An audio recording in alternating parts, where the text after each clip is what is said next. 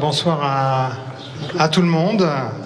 Très heureux de vous retrouver à la maison Denise Masson pour ce vernissage de l'exposition Prier dans le regard de l'autre de l'anthropologue Manuel Pénicaud.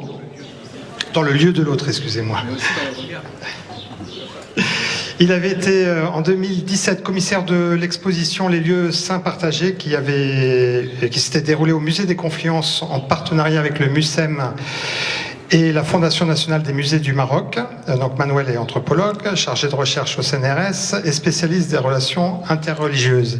Il est également photographe, documentariste. Dans cette exposition, donc, comme vous l'avez pu le voir, est présenté un univers foisonnant de croyances et de rituels partagés à contre-courant des discours sur l'inéluctable choc des civilisations et des religions.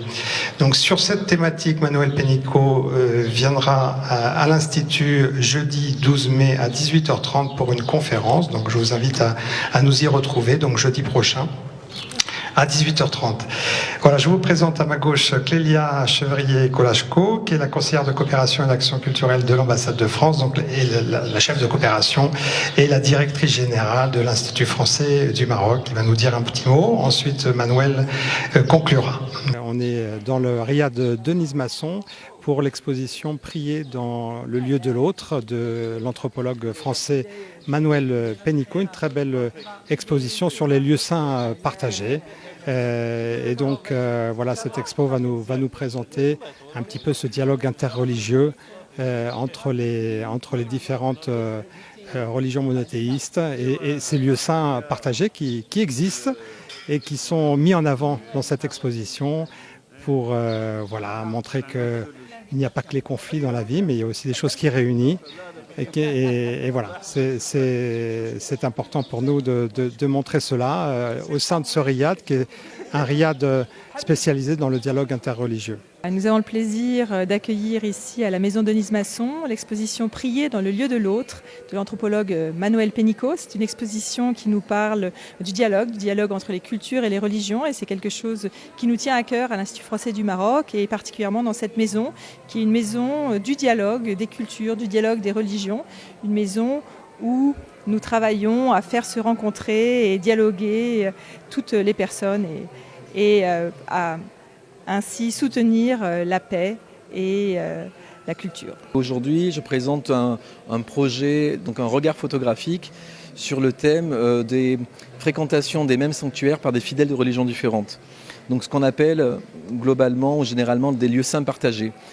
C'est une exposition Une autre exposition avait déjà eu lieu à Marrakech il y a quelques années à Dar el-Bacha, où l'Institut français était aussi partenaire. Mais cette fois, du coup, la nouvelle direction m'a proposé là vraiment une carte blanche sur un regard photographique où on part du Maroc.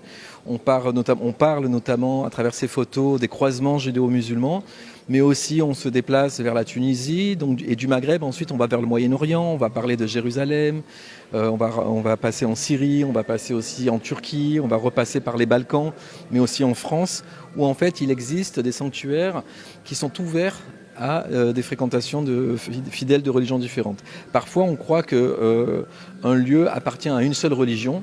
Et en fait, on peut observer des pratiques en fait, où les gens franchissent la frontière sans jamais se convertir, je précise bien, pour aller chercher une grâce ou une baraka, comme on dit ici au Maroc. En tant qu'anthropologue, on va sur le terrain, on va sur ces lieux de pèlerinage et on observe en fait ce que les gens font, ce que les gens vivent, ce que les gens croient.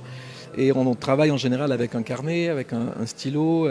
Et moi, depuis plusieurs années, déjà depuis une vingtaine d'années, je travaille aussi avec un appareil photo ou même une caméra pour aussi documenter ces pratiques. C'est-à-dire c'est pour donner à voir au grand public. C'est très important que la recherche française, mais internationale, marocaine aussi, puisse aussi accéder et être accessible au grand public.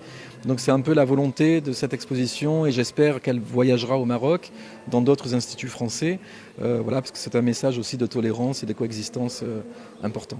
Cette exposition me rappelle le titre d'un livre de Denise Masson, puisque nous sommes chez elle.